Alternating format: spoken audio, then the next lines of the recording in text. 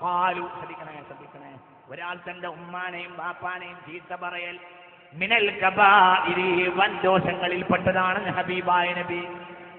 ഉറക്കെ പറഞ്ഞോളൂ, ഹബീബായ നബി. ഫഖാലു, വളരെ ശ്രദ്ധിക്കണം, വളരെ ശ്രദ്ധിക്കണം. ഫഖാലു, അപ്പൊ സ്വഹാബികൾ ചോദിച്ചു, ഫകൈമ യസ്തിമു അബാഹു, ഒരാൾ എങ്ങനെയാണ് ബാപ്പാനെ ചീത്ത പറയാ? ഫഖാല, ഹബീബ് പറഞ്ഞു, യസ്തിമുർ റജുല, ഒരാൾ വേറൊരാളെ ചീത്ത പറയും. ഫയസ്തിമു അബാഹു വയസ്തിമു ഉമ്മഹു, അപ്പൊ മറ്റോന് ഇങ്ങോട്ടും ചീത്ത പറയും. അത് കബാഇറിൽ, എന്റെ ഉമ്മാനെയും ബാപ്പാനെയും വേറൊരാൾ ചീത്ത പറയാൻ കാരണമാകുന്നത് വരെ വൻദോഷമാണെന്ന് മുഹമ്മദ് നബി. ഇവിടെ നമ്മൾ ഒന്നും കൂടി ചിന്തിക്കണം. ഞാൻ കെട്ടിക്കൊണ്ടുവന്ന എന്റെ ഭാര്യ എന്റെ ഉമ്മാനെ ചീത്ത പറയാം, വളരെ ചിന്തിക്കണം. ഇത് നമ്മളെ രണ്ടാമത്തെ കാര്യത്തിലൊക്കെ ഇപ്പൊ നമ്മളെ ബാപ്പാനെ ഒരാൾ ചീത്ത പറയാം, അമ്മാനെ ചീത്ത പറയാണ് എങ്കിൽ നമ്മൾ അവനെ അടിക്കാൻ നിൽക്കും, നമ്മൾ അവനോട് എതിർക്കും. നേരെ മറിച്ച് ഇവിടെ നമ്മൾ മൗനാനുവാദം കൊടുക്കുന്ന ഒരു വിഷയമുണ്ട് ഇവിടെ. വളരെ നിങ്ങൾക്കത് വെറുപ്പുണ്ടോ? അത് പറയുന്നതിന് വെറുപ്പുണ്ടോ? നിങ്ങൾ എന്താ എന്നോട് ദേഷ്യമുള്ള മാതിരിയാണല്ലോ യഥാർത്ഥത്തിന് ഇരിപ്പ്. നിങ്ങൾ മക്കളെ പറ്റി പറഞ്ഞപ്പോൾ നല്ല സന്തോഷം ഉണ്ടായിരുന്നല്ലേ എല്ലാവർക്കും. നിങ്ങൾ ആലോചിക്കുക, എന്താ ഈ പറയുന്നത് നിങ്ങൾ ചിന്തിക്കുക. സ്വന്തം ഭാര്യ, നിങ്ങൾ ചിന്തിക്കുന്നത് തമാശയല്ല. ഉമ്മാക്ക് അലിക്കും ബാവും അറിയില്ല. ഭാര്യയാകട്ടെ വേൾഡ് ഹിസ്റ്ററിയിൽ PhD പാസ്സായവളാ, അല്ലെങ്കിൽ MA ബിരുദകാരിണിയ, അവൾ ഉഷാറാ, അവൾ വാപ്പ കോർപ്പറേഷനിലെ വലിയ അവറുകളാണ്, അല്ലെങ്കിൽ പഞ്ചായത്തിലെ എന്നാലിന് അവറുകളാണ്, അല്ലെങ്കിൽ ഷാർജയിലെ കച്ചവടാണ്. അവളെ പൊറിപ്പിച്ചാൽ വലിയ നഷ്ടം വരുന്നതാണ്. ഉമ്മാനെ കൊണ്ട് ഒരു പവർലുവ വാച്ചിന്റെ ഒരു തൽക്കാലം ഒരു മുട്ടുസൂചിന്റെ ഉപയോഗം പോലും ഉമ്മാനെ കൊണ്ടില്ല. പഴയ കാലത്തിന്റെ ആൻഡി സാന്റോസ് എന്നത് വാച്ച്, ആ വാച്ച് നാശായി പോയാലും ചില ഉപയോഗമൊക്കെ ഉണ്ട്. അതിന്റെ ഒരു പാർട്സ് എടുത്തിട്ട് നമ്മളെ പുതിയ വാച്ചിന് മാറ്റിയിട്ടാൽ നടക്കും. ഈ ഉപയോഗം പോലും ഉമ്മാനെ കൊണ്ട് വാപ്പാനെ കൊണ്ട് നമ്മൾ കാണില്ല. അതിന്റെ പാർട്സ് വരെ മാറ്റി വെക്കാൻ പറ്റൂല, കാരണം ഉള്ള പാർട്സ് വരെ നാശായിട്ടുണ്ട്. അപ്പൊ ഒരു ആന്റി സാന്റോസ് വാച്ചിന്റെ ഉപയോഗം പോലും ഉമ്മാക്കില്ലാത്തതുകൊണ്ട് നിങ്ങൾക്ക് ഭാര്യ അങ്ങനെയല്ല, ഉള്ള നേട്ടം മുഴുവനും അവരാ. നിങ്ങളിത് ചിന്തിക്കണം. ഉമ്മാനെയും ബാപ്പാനെയും നഴ്സറിയിലാക്കുന്നതിൽ അഭിമാനിക്കുന്നവരല്ലേ മനുഷ്യന്മാരെ ആധുനിക സമൂഹം. അഭിമാനിക്കാനാണ് നിങ്ങൾ? എന്താ ഇന്നത്തെ ആധുനിക സൊസൈറ്റി? എന്തേ നിങ്ങൾ നേടിയത്? നിങ്ങൾ എന്തേ ഇവിടെ നേടിയത്? നിങ്ങൾ ഈ ആധുനിക വ്യവസ്ഥയും ആധുനിക ഭരണകൂടങ്ങളും നിരുത്തരവാദികളായ മക്കളെ സൃഷ്ടിക്കുന്നതല്ലാതെ എന്താ ഇവിടെ നേടിയത്? നിങ്ങൾക്കത് നേടാൻ കഴിയില്ല. ഇന്ത്യ രാജ്യത്തെ ഒരു ഭരണകൂടത്തിനും ഈ പറയുന്നതിന് പകരം പറയാൻ കഴിയില്ല. കാരണം നിങ്ങൾ വിദ്യാഭ്യാസ സംസ്കാരം ഇതിനെതിരാണ്. നിങ്ങളുടെ കയ്യിൽ അതിന് ഉപോത്ബലകമായ ബാപ്പയെ ബാപ്പയാണെന്ന് പഠിപ്പിക്കുന്ന, ഉമ്മയെ ഉമ്മയാണെന്ന് പഠിപ്പിക്കുന്ന ഒരു വിദ്യാഭ്യാസ സംസ്കാരം നിങ്ങളുടെ കയ്യിലില്ല. അത് ചാണ്ടിയുടെ സർക്കാരാണെങ്കിലും വേണ്ടില്ല, അതിന് മുമ്പുള്ളവരെ സർക്കാരാണെങ്കിലും വേണ്ടില്ല. ഞാൻ കേവലം ഒരു പൊളിറ്റിക്സ് പറയുകയല്ല, അല്ലെങ്കിൽ ഡൽഹിയിലെ ഇന്ദ്രപ്രസ്ഥത്തിൽ അധികാരത്തിലിരിക്കുന്ന വലിയ ആളുടെ സർക്കാരാണെങ്കിലും വേണ്ടില്ല. അത് പഠിപ്പിക്കുന്ന ഒരു പാഠപദ്ധതി ഇന്ന് നമ്മുടെ കയ്യിലില്ല. ബാപ്പയെ ബാപ്പയായി പകരം എന്തുണ്ടായി? എന്തുണ്ടായത്? ടി പത്മനാഭൻ സാറിന് അച്ഛൻ എന്നൊരു കഥ ഉണ്ട്. അതാണ് പത്മനാഭൻ സാറിന്റെ മാസ്റ്റർ പീസ്. ടി പത്മനാഭന്റെ അച്ഛൻ എന്ന കഥയാണ് പത്മനാഭൻ സാറിന്റെ കഥാകൃത്തായ ടി പത്മനാഭൻ സാറിന്റെ ഏറ്റവും മാസ്റ്റർ പീസായ ചെറുകഥ എന്നാണ് ഞാൻ മനസ്സിലാക്കുന്നത്. എന്താ ഒരച്ഛൻ, ആ അച്ഛന്റെ മോനെ ഇങ്ങനെ വിവരിക്കാം. എന്താ, രാവിലെ സ്വിറ്റ്സർലാൻഡിലാണ് മോന്, വൈകുന്നേരം കാനഡയിലാണ് മോന്, പിറ്റേന്ന് രാവിലെ ലണ്ടനിലാണ് മോന്, രാവിലെ ഉച്ചക്ക് വൈകുന്നേരം പറക്കാണ്. അച്ഛൻ നാട്ടിലെ ഏതോ ഓണം കേറാ മൂലയിലെ ഒരു കയറ്റുകട്ടിലാണ്. അച്ഛൻ വർഷങ്ങളായി മകനെ കണ്ടിട്ടില്ല. മകൻ വലിയ ബിസിനസ്മാനാണ്. അല്ലെങ്കിൽ നിങ്ങൾ ആലോചിക്കണം, ഇതല്ലേ ഇന്നത്തെ സംസ്കാരം? മക്കളെയും മാതാപിതാക്കളെ കൊണ്ടുപോയി വൃദ്ധസദനത്തിൽ ഏൽപ്പിക്കുന്ന സംസ്കാരം.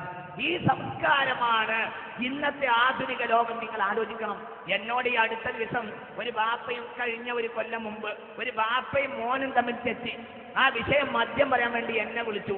അപ്പൊ ഈ ഒരു മുസ്ലിമായ മകൻ, നിങ്ങൾ ചിന്തിക്കണം, ബാപ്പാനെ പറ്റി പറയുന്ന കുറ്റെന്താ? ബാപ്പയും ഇവനും തമ്മിലുള്ള വിരോധം എന്താണെന്നറിയോ? ഇവൻ നിന്റെ വീട്ടിന്റെ വാപ്പ നേരം വെളുത്ത വീട്ടിന്റെ തിണ്ണയിൽ ചാരി കസേര ഇട്ടിട്ട് ഇരുന്നിട്ട് മുറ്റത്തേക്ക് തുപ്പും.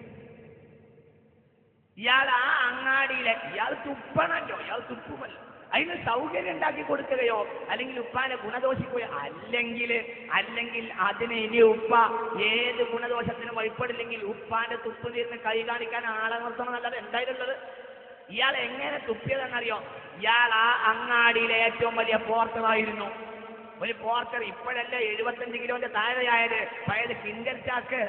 കിൻഡൽ ചാക്ക് ഞാൻ അങ്ങാടിയിൽ നിന്ന് 100 110 കിലോ ഉള്ള ചാക്ക് ഏറ്റി ചുമന്നിട്ടാണ് ഈ മകനെ വളർത്തിണ്ടാക്കിയത്. ഇപ്പയാൾക്ക് 65 വയസ്സ് കഴിഞ്ഞു. ഇപ്പയാൾക്ക് തുപ്പല്ല, അതൊന്നും ചെയ്യാനില്ല. ഇത് കണ്ടിട്ട് ബാപ്പയോട് മകൻ തെറ്റി. നിങ്ങൾ തമാശയിൽ വളരെ ഗൗരവമായി മനസ്സിലാക്കണം. ഇവന്റെ ഭാര്യ വീട്ടുകാരാ നാട്ടിലെ പ്രധാനികളാണ്. ഇടക്കിടക്ക് അവരിങ്ങനെ കയറി വരുമ്പോ ഒരു വൃത്തികെട്ട ഒരാളെ വീട്ടിന്റെ മുന്നിൽ ഇരുത്തുക എന്നത് അവർ വിഷമകരമായ കാര്യമാണ്. അതുകൊണ്ട് തൽക്കാലം ബാപ്പാന്റെ കടത്തം പള്ളിയിലേക്കാക്കി. ഇതൊക്കെ ഞാൻ കേട്ട് പറയല്ല, അള്ളാന്റെ സദസ്സിൽ, അള്ളാന്റെ കലാമിന്റെ ഒരു സദസ്സിൽ അള്ളാഹു സാക്ഷിയാൻ, സത്യം പറയാൻ ആ വിഷയമായി സംസാരിക്കേണ്ടി വന്നപ്പോ ബാപ്പ ഉമ്മരത്തിരുന്ന് നിന്നിട്ട് തുപ്പുന്നാണ് അവൻ പറഞ്ഞത്.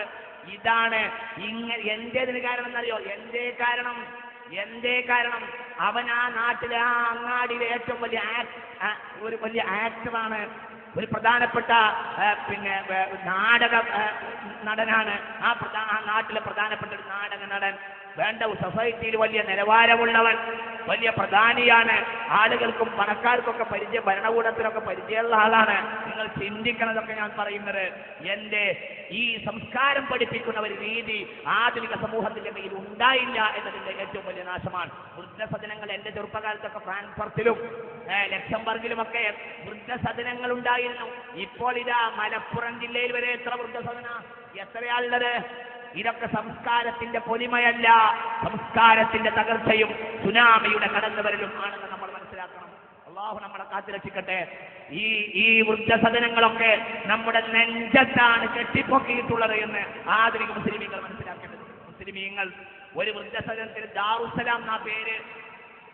ഒരു വൃദ്ധസദനത്തിന്റെ പേര് ദാറുസ്സലാം എന്നാ. കാരണം മോന്റെ വീട്ടിൽ രക്ഷയില്ല, പിന്നെ ഈ വീട്ടിലെ രക്ഷയുള്ളൂ. അവന് ദാറുസ്സലാം എന്നല്ല, പിന്നെന്താ വീട് ദാറുസ്സലാം എന്റെ. ആ കൂട്ടത്തിൽ കുറെ കത്രീനമാരുണ്ട്, കുറെ മത്തായിമാരുണ്ട്, കുറെ വേലായുധന്മാരുണ്ട്. ആ കൂട്ടത്തിൽ ഇവന്റെ വാപ്പയുണ്ട്. മുസ്ലിമീങ്ങൾ അധിവസിക്കുന്ന ഒരു പ്രദേശത്തെ ഒരു വൃദ്ധസദനത്തിന് വെണ്ടക്ക പേരിൽ വെച്ചു ദാറുസ്സലാം വൃദ്ധസദനം. ആരാവിടെ ഉള്ളത്? മാന്യന്മാരായി നടക്കുന്ന പല ആളുകളുടെയും ബാപ്പമാരുടെ കുഴിമാടത്തിന്റെ മുകളിൽ കുരിശ് നാട്ടിയത് കേരളത്തിൽ എനിക്കറിയാം. ഞാൻ വെറുതെ വിടുകയല്ല, റഹ്മത്തുള്ള വെറുതെ വിടുകയല്ല. ഞാൻ നിങ്ങൾക്ക് ഫാത്തിമ എന്നതിന്റെ പേരിൽ കുരിശ് നാട്ടിയ ഫാത്തിമമാരുടെ ഖബറുകൾ എനിക്കറിയാം. കുരിശ് നാട്ടിയ മുഹമ്മദിന്റെ ഖബറുകൾ എനിക്കറിയാം. അല്ലാഹു സാക്ഷിയാണ്, എനിക്കറിയാം. ഖബറിന്റെ മുകളിൽ കുരിശ് നാട്ടിയ ഫാത്തിമമാരുടെയും മുഹമ്മദിന്റെയും ഖബറുകൾ എനിക്കറിയാം. ഇത് ഞാൻ നിങ്ങളുടെ മേളക്കൊഴുപ്പിന് വേണ്ടി പറയുകയല്ല. എനിക്കറിയാം. ഇവർക്കൊരു പ്രായം കഴിഞ്ഞപ്പോൾ വീട്ടിൽ നിന്ന് പുറത്തുതള്ളേണ്ടി വന്നു. ക്രിസ്തീയ പാതിരിമാരവരെ കൊണ്ടുപോയി അഭയഭവനുകളിലാക്കി. അവരെ മതമല്ലേ പറഞ്ഞു കൊടുക്കൂ. ലാ ഇലാഹ ഇല്ലല്ലാഹ് മര്യാദക്ക് പറഞ്ഞ് മരിക്കാനുള്ള ഭാഗ്യം പോലും ഇയാൾക്കുണ്ടായില്ല. ആ മനുഷ്യന്റെ പേരിൽ മയ്യിത്ത് നിസ്കരിച്ചില്ല. മരണം വരെ നോക്കിയിട്ട് മരിച്ചാൽ ക്രിസ്ത്യാനികൾ വിട്ടുതരുമോ? ഈ അടുത്ത കാലത്ത് മുക്കത്തുകാരനോട് പറഞ്ഞൊരു അനുഭവമുണ്ട്. ഒരു വൃദ്ധനായ ഒരാളെ ബസ് സ്റ്റോപ്പിൽ വെച്ചൊരു മുസ്ലിമായ ആളെ ലഭിച്ചപ്പോ ക്രിസ്തീയ പാതിരിമാർ വന്ന് ഏറ്റെടുക്കാൻ മെനക്കെട്ടപ്പോ മുസ്ലിമീങ്ങളോട് പറഞ്ഞു അത്രേ, നിങ്ങൾ വേണമെങ്കിൽ ഇപ്പോൾ തന്നെ കൊണ്ടുപോയിക്കോളൂ, മരിച്ചേ അങ്ങോട്ട് വരരുത്, മരിച്ചാ പിന്നെ ഞങ്ങളെ സെമിത്തേരിയിൽ ഞങ്ങൾ അടയാളത്തോടുകൂടെ മറവ് ചെയ്യുമെന്ന് ക്രിസ്ത്യാനികൾ പറഞ്ഞു എന്നൊരു അനുഭവം മുക്കത്തുകാരനോട് പറഞ്ഞു. മുക്കത്തുകാരൻ